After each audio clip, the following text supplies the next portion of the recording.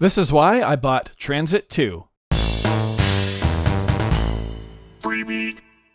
Hey, how's it going, everybody? Welcome to Freebeat. Today's patron shoutout goes to Horn Bori. Thank you so very much for the support. Let's get started. This video is sponsored by no one. I bought this plugin with my own money. I paid $79 US, which is the introductory price. I believe the full price is going to be $129 US. Also, by the way, if you do have Transit 1, you can upgrade to Transit 2 for just $29 US, which I know has caused some controversy. But there are some new features in Transit 2, and there are, I believe, 500 new presets, and someone needs to get paid to design those presets, so I think $29 US is a decently fair option to upgrade. Now, the reason I made this video is because I want to tell you why I personally bought this plugin, but really quick, let me walk you through what Transit and Transit 2, what they do, if you don't know. Basically, they were designed with the intent to make creating transitions in your music much easier. The way they do that is they have 7 different slots here, and in those slots you can drop in one of 28 different effects. I believe there's 10 new ones in Transit 2. So yeah, 28 effects here, and then as you can see, all of these effects have different parameters, and then you have this giant macro knob over here, and you can assign parameters to that macro knob. So when you move it, ooh, look at that, they move, which is pretty neat. It's just a pretty simple concept, but it works really, really well due to the flexibility of the effects and the effects that you actually have available to choose from. And then, like I mentioned, there's a bunch of presets as well. Now, while the plugin was originally designed to help with transitions, people quickly discovered that because it was so flexible, it could do a whole lot more. Andrew Huang actually posted a video about that, featuring some really cool ways to use Transit. And the reason I bought this plugin is because some people have started using it as just a multi-effects rack. And I'm someone who, if you've watched the channel for any, extended period of time, you'll probably realize that I prefer to make music with hardware. I don't really like working on music at the computer, especially the writing and composing side. Now, if I do want to release a track, I will, I'll pound it out on hardware and then stem it out into Ableton and do a little bit of mixing and mastering, maybe a few effects, but nothing crazy. I bought Transit 2 so I could just have a simple, easy to understand multi-effects rack that I could just drop onto a track and, play with the macro knob here a little bit and tweak it to my liking without spending a ton of time, just getting it to a spot that I liked, so I could move on with my life and release the song. It also should be noted I've only had this plugin for about 24 hours, but the time that I have spent with it, I've really liked. I did use the demo of Transit 1, which was basically the full thing, but the audio would cut out every 60 seconds or something like that for a couple seconds. So I definitely had a handle on it, and I knew that I would like it, so I wasn't really afraid of buying Transit 2. But let me just show you how it can transform a pretty basic beat here into something that is much cooler. And I'll say right now, there's a zillion different ways to use this. In Transit 2, not only do you have access to a macro, but you also have an LFO, an envelope follower, sidechain, gate, and sequencer, and those are all different ways to basically trigger the macro knob, which is really cool. And I've got a couple instances pulled up in this example where we'll go over a couple of those as well. But yeah, this is a very open-ended plugin, and I'm barely scratching the surface of it. All right, so I've got 4 tracks here. I've got an instance of Drift, which is playing some chords. I've got this bass patch here, which also has Transit on it. I'm taking that off. I've got a very basic drum kit, and then I've got an auxiliary kind of percussion kit here, which has Transit on it. And that Drift preset has Transit, actually 2 instances of Transit as well. So they are all disabled. Here's what it sounds like, just with no Transit at all.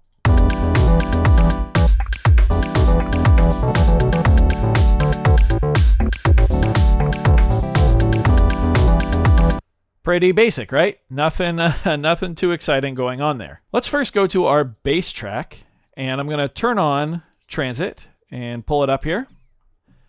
I'm going to drop the macro knob all the way down. I'm going to hit play, and then listen to the bass part when I bring in the macro knob here.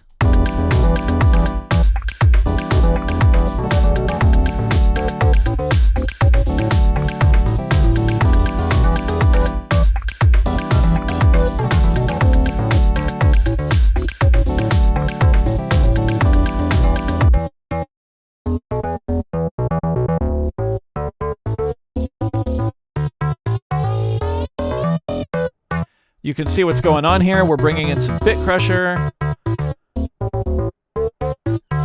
We are simultaneously increasing the mix of the filter as well as dropping the cutoff. And we're doing a similar thing here on the flanger, as well as bringing OTT into the mix. Just makes the bass part much more alive and much more interesting, right? It's nothing crazy, but in the context of everything else, brings a lot more life.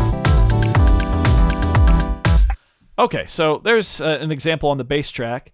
Let's go over to our aux percussion here. I'm just going to solo this. Just some random percussion that I poorly finger drummed in, right? Let's go ahead and enable transit.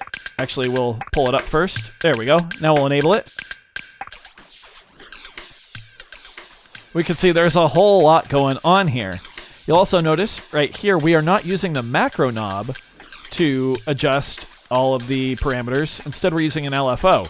You can see it right there. I've got it set just to a sine wave, and I've got the rate set to whole notes, I believe that is. And you can just see everything in motion. Yeah. Let's hear it in context.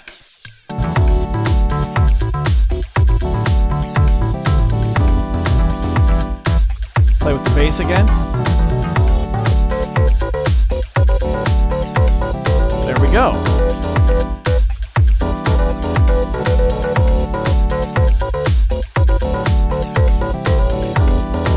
Here's the percussion again without. Pretty boring.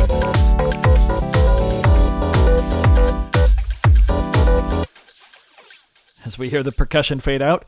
And yeah, this is just a preset that I think I maybe tweaked a couple things on, but not much. And you can set the ranges for all of these as well, too. So for instance, the mix here, like the maximum amount for our loop, we can adjust that. So it's all very, very customizable. But let's take a look at drift over here. I'm going to solo this track.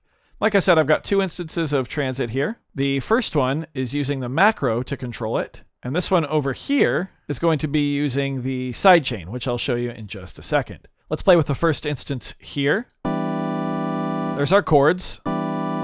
Super boring. Let's enable transit.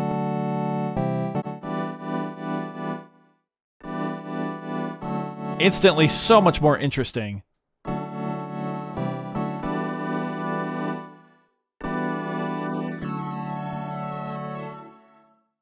Isn't that beautiful?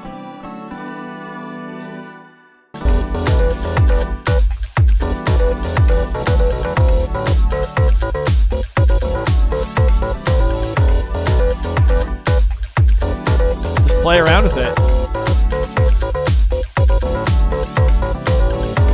Isn't that neat?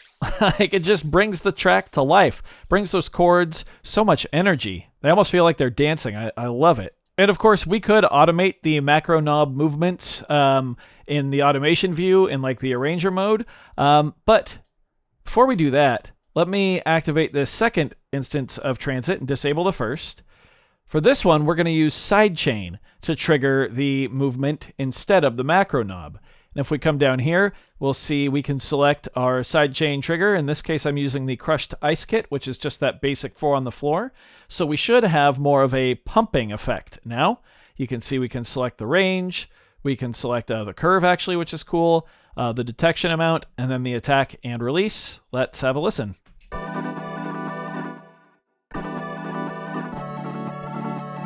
Awesome. Here it is in context.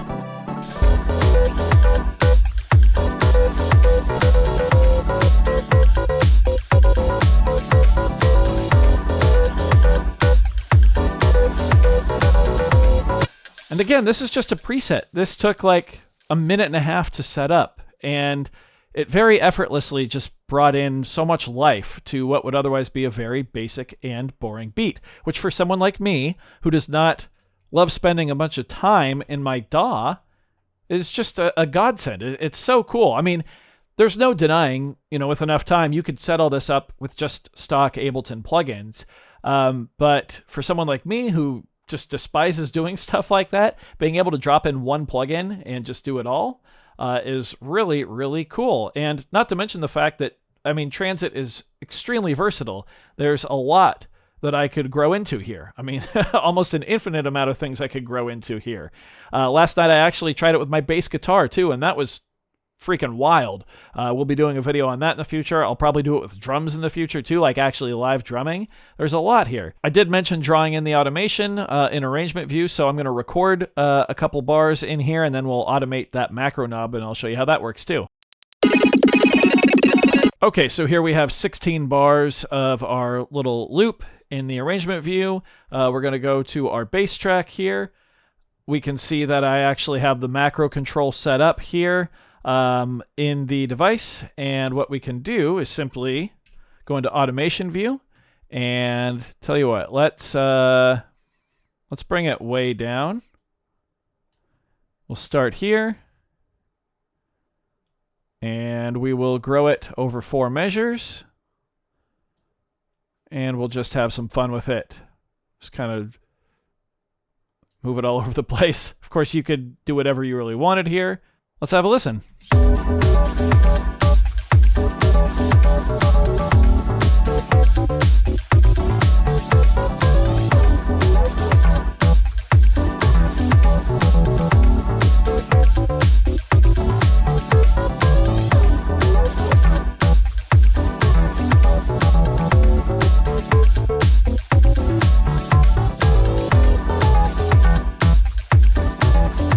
Even just doing these long automated motions here just brings so much life.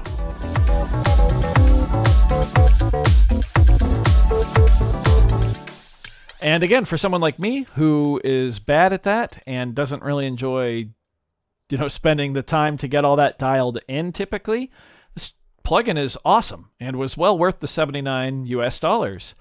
Even just as multi-effects. There's a lot here. There's a lot here. So is it the best plugin of all time? No. Is it a game changer? Probably not for a lot of people, but it kind of is for me because I can now put a lot of movement and energy into my tracks that I really didn't personally have the energy myself to do before.